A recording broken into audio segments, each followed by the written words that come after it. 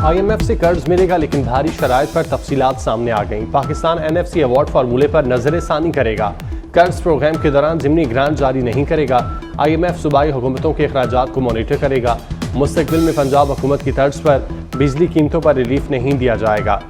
ज़राई शोबे, property sector और retail sector को टैक्स नेट में लाया जाएगा।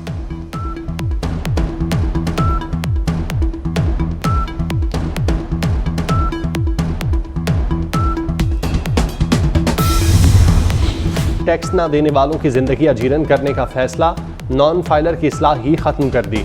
टैक्स ना देने वालों पर पाबंदी लगेगी, वो बहुत से काम नहीं कर सकेंगे। कई मंडियों और जायदाद का काम रुक जाएगा। वजीर खजाना मोहम्मद औरंगजेब ने बिगल बजा दिया, किसके पास कितनी गाड़ियां, अखराजात क्या हैं, हमारे पास डाटा मौजूद है। इस्लाहात के सिवा कोई चारा नहीं। रिटेलर्स, होलसेलर्स, ज़राअत और प्रॉपर्टी को टैक्स नेट में लाना होगा। तनख्वाहदारों पर इजाफी बोझ कम करेंगे। IMF कर्ज प्रोग्राम में अमेरिका और चीन ने मदद की।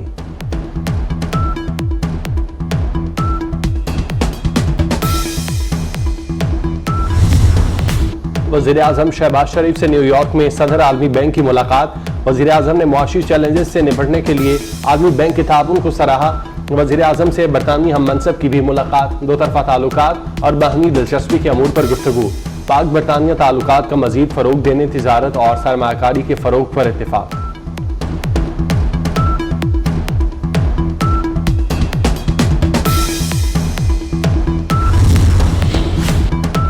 चेयरमैन पीपल्स पार्टी बिलावल भुट्टो से सुप्रीम कोर्ट बार एसोसिएशन के वफ़द की मुलाकात। मुजवज़ा आईनी अदालत की नागुज़ीर ज़रूरत पर तबादला ख्याल। अदालती इस्लाहात के हवाले से भी बातचीत। सुप्रीम कोर्ट बार वफ़द की बिलावल भुट्टो को बार रूम में खिताब की दावत। जस्टिस मुनीब अख्तर को प्रोसीजर कमेटी से क्यों निकाला? चीफ जस्टिस ने जस्टिस मंसूर अली शाह के खत का जवाब दे दिया। जस्टिस मुनीब का सीनियर जजेस से रवैया दुरुस्त नहीं था। प्रैक्टिस एंड प्रोसीजर कानून की मुखालफत की। जस्टिस मुनीब गर्मियों की छुट्टियों के दरमियान दस्तयाब नहीं थे। इस दौरान कमेटी मीटिंग्स में शराकत पर इसरार करते। जस्टिस मुनीब ने ऑडियो लीक केस पर हुक्म इम्तना दिया।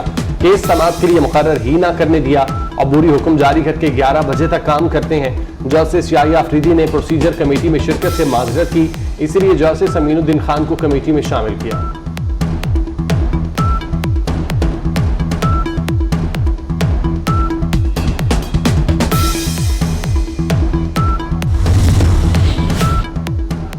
इलेक्शन एक्ट पर अमल करें या आपके फैसले पर मखसूस नशिस्तें किसको दें? इलेक्शन कमीशन ने एक बार फिर सुप्रीम कोर्ट से रजू कर लिया।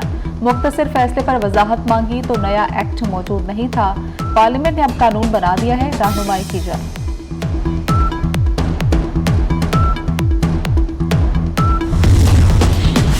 PTI ने practice and procedure ordinance challenge कर दिया। बैरिस्टर गौहर की तरमीमी ऑर्डिनेंस कलअदम करार देने की इस्तदा। मौक़िफ़ इख्तियार किया, कमेटी के तमाम फैसलों को कलअदम करार दिया जाए। पुरानी कमेटी को काम करने की इजाजत दी जाए।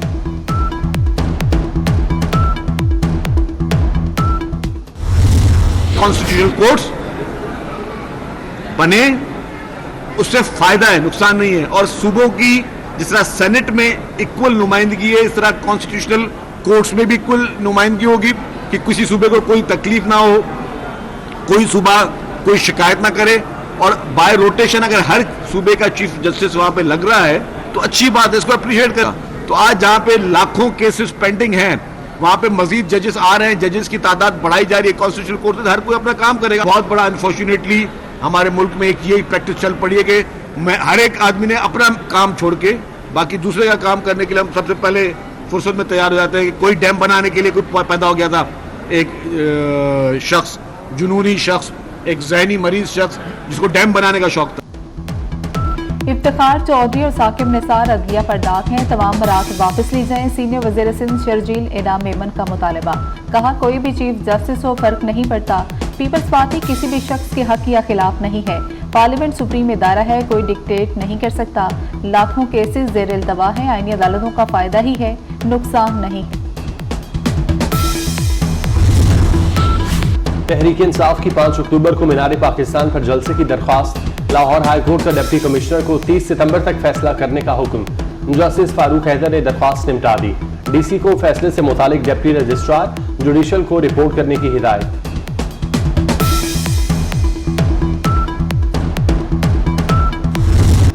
बानी और बुशरा बीबी के खिलाफ तोशाखाना 2 केस फर्द जुर्म आयद करने के लिए 2 अक्टूबर की तारीख मुकर्रर। जमानतों पर वकला सफाई के दलाइल मुकम्मल।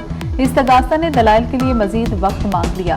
दूसरी तरफ इस्लामाबाद हाई कोर्ट में 190 मिलियन पाउंड रेफरेंस की समाअत हुई। अदालत ने हतमी फैसला सुनाने से रोकने के हुक्म में 2 अक्टूबर तक तोसी कर दी। चीफ जस्टिस ने कहा कि ट्रायल नहीं रोका, हतमी फैसले से रोका है। ट्रायल जारी रहेगा, मतलब जारी रहेगा।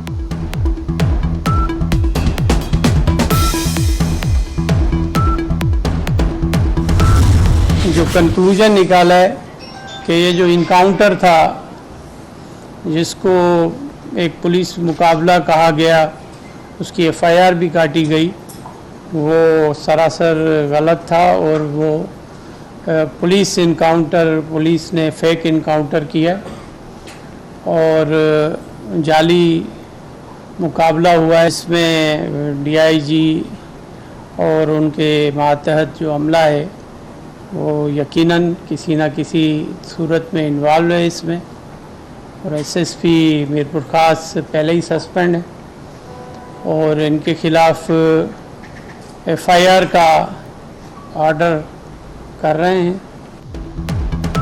डॉक्टर शाहनवाज को जाली मुकाबले में मारा गया, सबके खिलाफ कार्रवाई होगी। वाक़े में मुलविस किसी शख्स को नहीं छोड़ा जाएगा। वज़ीर दाखिला सिंध ज़ियाल नज्जार का ऐलान, कहा अफसरान पर मुकदमा दर्ज करवा रहे हैं। लवाहिकीन ने केस ना किया तो हुकूमत मुद्दई बनेगी। अदालती कमीशन से तहकीकात कराने का मुतालिबा।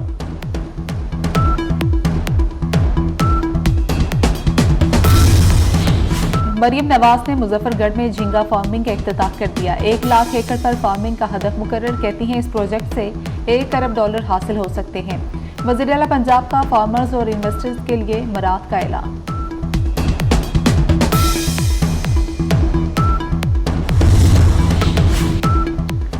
सरकारी स्कूलों की प्राइवेटाइजेशन नामंजूर, नए औकात-ए-कार पेंशन इस्लाहात वापस लो।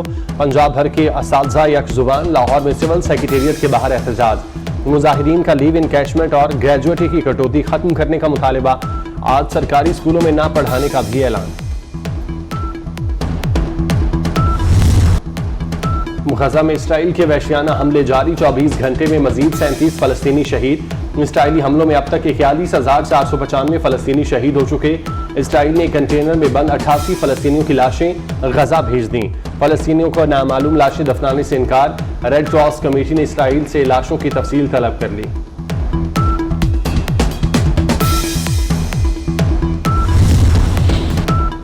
लाहौर में आर्टिफिशियल इंटेलिजेंस मुतहरिक, ई चालानी का दायरा कार वसी होने लगा। ट्रैफिक कवानीन की खिलाफ वर्जी पर यौमिया 25,000 ई चालान किए जाने लगे। सीटीओ अमारा अतर का कहना है आर्टिफिशियल इंटेलिजेंस सिस्टम से बिला तफरीक कार्रवाइयां जारी हैं। शहरियों को ट्रैफिक कवानीन का एहतराम करना होगा।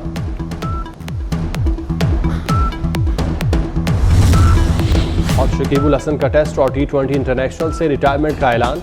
भारत के खिलाफ दूसरे टेस्ट मैच से कबल प्रेस कॉन्फ्रेंस, कहा क्रिकेट बोर्ड बांग्लादेश में अलविदाई टेस्ट की इजाजत नहीं देता तो भारत के खिलाफ टेस्ट आखिरी होगा। मीरपुर में आखिरी टेस्ट खेलने की ख्वाहिश का भी इज़हार।